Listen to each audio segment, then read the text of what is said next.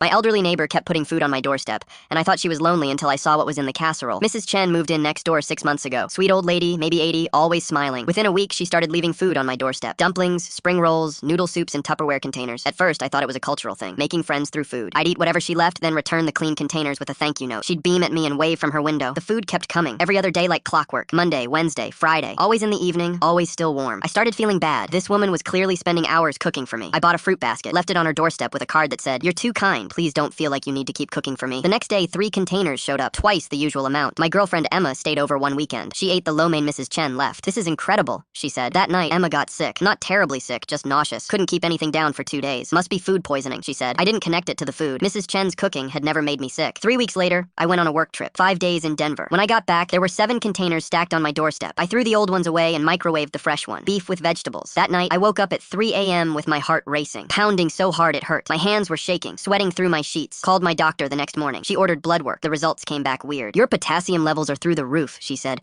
"That's what caused the heart palpitations. Have you been taking supplements?" I wasn't taking anything. The doctor prescribed a medication to flush the potassium out. Told me to watch what I was eating. Mrs. Chen noticed I stopped eating her food. The containers piled up on my doorstep, unopened. She knocked on my door on a Friday evening. "You don't like my cooking anymore?" she asked. She looked hurt. No, I said. "I've just been trying to cook more myself." She nodded slowly. "You should eat. You're getting too thin." She wasn't wrong. I'd lost about 15 pounds in the past few months. A week later, Emma came over. "Hey, didn't you say Mrs. Chen has been cooking for you for months?" "Yeah, why?" "3 times a week. Every week since she moved in." Emma's face changed. "That's a lot of effort for a neighbor." "She's just nice," I said, but Emma looked unconvinced. "Or she's lonely, and you're her project." That made sense. Lonely old woman, new neighborhood, no family around. I felt guilty for avoiding her. Decided I'd start accepting the food again. The next container that appeared was a casserole. Chicken, vegetables, rice. I was about to microwave it when I noticed something stuck to the bottom of the Tupperware. A piece of paper, folded up tight. Prescription receipt. I unfolded it. The name on the prescription was Mrs. Chen. The medication was digoxin. I googled it. Heart medication, derived from foxglove plants. Used carefully in tiny doses for heart conditions. Used wrongly, it's poison. Symptoms of overdose. Nausea, vomiting, confusion, irregular heartbeat, high potassium. My hands started shaking. I looked at the casserole, then at the stack of empty containers I'd accumulated over months. I called the police. They came within 20 minutes. Took the casserole, the receipt, all the empty containers. "Why would she do this?" I asked. The officer shook his head. "We'll find out." They arrested Mrs. Chen that night, searched her house, found bottles and bottles of digoxin, her own prescriptions plus her dead husband's, 60 pills missing from the bottles, enough to kill someone 10 times over. During questioning, she confessed everything. Her husband had died a year ago, right after his 81st birthday. "I didn't want to be alone," she told the detective. "I thought if I could make him sick, just a little bit sick, he'd need me. He'd depend on me, and I'd have a reason to see him every day." She'd been slowly poisoning me for months. The only reason I survived was because she'd been spacing out the doses. Small amounts, not enough to kill quickly, just enough to make me weak. Emma cried when I told her. "That's why I got sick that weekend. That's why you've been losing weight." The prosecutor charged Mrs. Chen with attempted murder. During her trial, she kept insisting she never wanted to kill me. "I just wanted to help him," she said. "I just wanted someone to need me." She got 12 years. That's how I found out my sweet elderly neighbor was trying to murder me with kindness.